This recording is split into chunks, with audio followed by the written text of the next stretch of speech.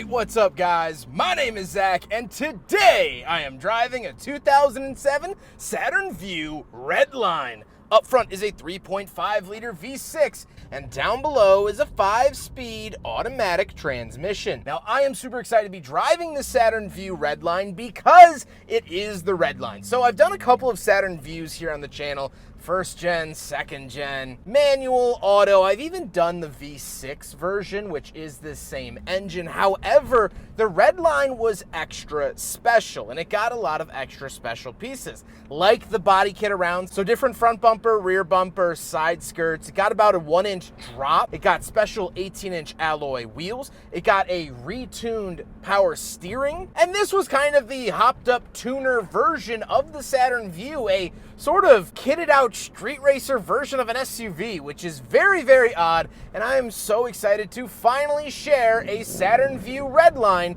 with you here today. But if you'd like to submit your own vehicle and have it reviewed here on the channel, you can head on over to my website, zackpradel.com/submit. It's a quick and easy submission form. It takes under a minute to fill out, and I come out to you. And if you'd like to see all my videos weeks or sometimes months in advance, you can head on over to my Patreon for only $5 a month. But let's get back to that 3.5-liter V6 under the hood. Well, if you're familiar with these cars, you'll know that that is actually a Honda motor. So it's actually a Honda J35 engine, and it makes 250 horsepower, which is quite great, if I do say so myself. It is powerful. Now, that isn't the only way to get this V6. You could have gotten the regular Saturn Vue with the 3.5-liter Honda V6. I reviewed one last summer, and it was great. But this got the extra suspension and wheels and body kit and things like that. So this was a little bit cooler, and yes, it does have VTEC. So one of the only American cars, if not the only American car to actually get Honda's VTEC, which is pretty cool. Like I said, paired to it is an automatic transmission, again from Honda. So Honda drivetrain, meaning it is super reliable,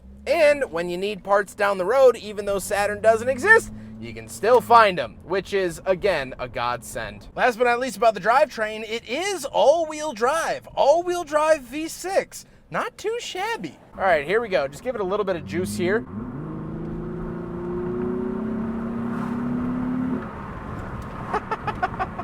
So how does it feel to drive the Saturn Vue Redline? Well, it does ride a little bit stiffer than the normal Saturn Vues, of course. This wasn't meant for mom and dad to take to the shop. This wasn't meant for the more casual Saturn owner. This was for the hardcore, and so you feel that in the suspension. It's a hardcore riding vehicle. The steering is stiffer, noticeably stiffer than a standard Saturn Vue. Say that 5 times fast. And so will it blow you away? No, I'm not thanking my lucky stars that I was somehow able to get this back to the owner in one piece. It's a pretty stable, understandable vehicle, but it was still quick and fun. And this was of the era where GM could afford to have a little bit of tongue-in-cheek fun. Yes, they were still trying to sell these as much as they could, but also at the same time, it was a little bit silly, so why not? And it's kind of a weird collaboration that they did with Honda because they didn't do it for any other brands or any other cars. There's no Cobalt with a Honda engine, there's no Buick with a Honda engine, just for Saturn, which I find to be very interesting. There it is. Did you hear VTEC? Did you hear it? It was there. I just hit VTEC in a GM product. Never thought the day would come. Here we are.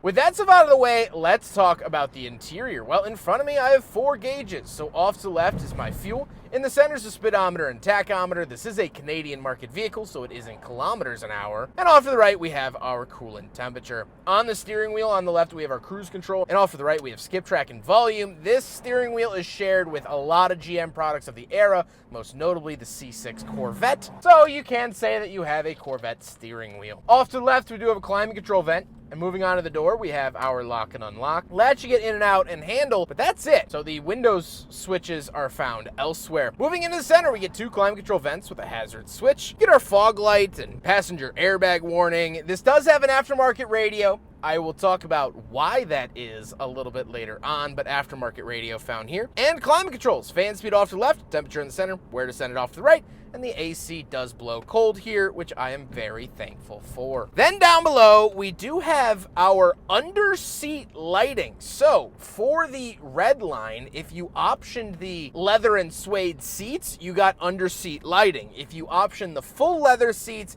it actually came with heated seats. Now you will see 2 heated seats options to the left and right. Those are aftermarket heated seats. And the owner said, and I quote, "Please don't turn them on.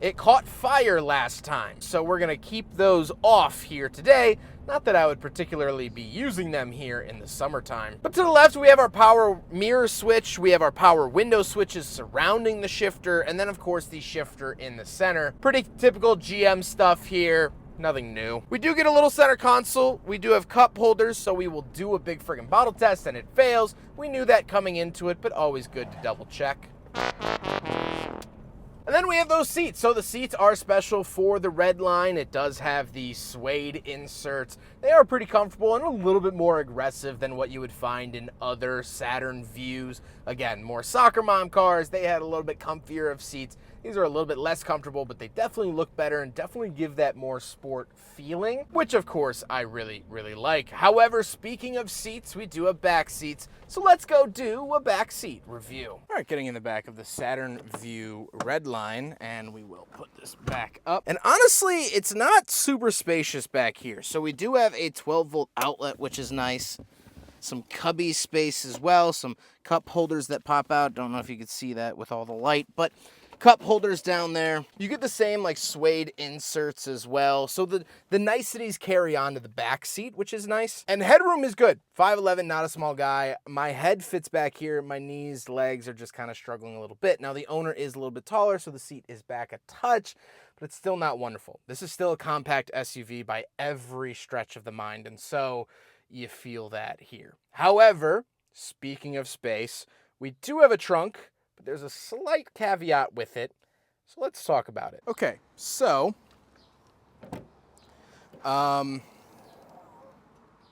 yeah, the owner enjoys music quite a bit. That is a 21-inch sub. It literally takes up the entire back of the car. I believe he said it hit 159 decibels and 8,300 watts. I know nothing about sound systems, so I don't quite know what that means, but it is very, very loud, as you could tell.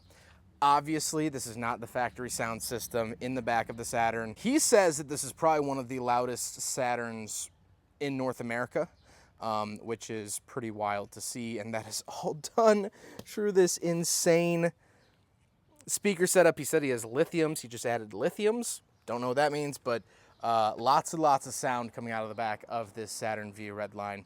So very, very cool. Grab handle up here, close it back down so I can at least try to maintain my own eardrums. Now we gotta talk about the looks. And as I mentioned, it sits a little bit lower, gets special wheels, different body kit, and overall just looks a lot more aggressive than the standard Saturn View. And I really, really like that. In this era, especially this era when this vehicle was being developed, although this is an 07, you really have to look at cars in their development phase of like, probably 2003, 2004, 2005 is when they were kind of coming up with this. Fast and the Furious was so huge. Tuner culture was at an all-time high. All of that together, that's sort of what made this vehicle exist, in all honesty, and it does look and feel that way. I can just imagine a family walking into a Saturn dealer on a Saturday morning just after watching one of the Fast and Furious movies, and their son Timmy goes, "Oh my gosh, Mom, you gotta get the cool-looking one." The mom doesn't really care all that much, sees it's a couple bucks more, and she says, all right. And that's how they sold a lot of these. With the added V6 power and the body kit, this was really something special and unique. And so I'm excited to be driving it here today. With all of that being said, let's get on to my final thoughts. What do I think driving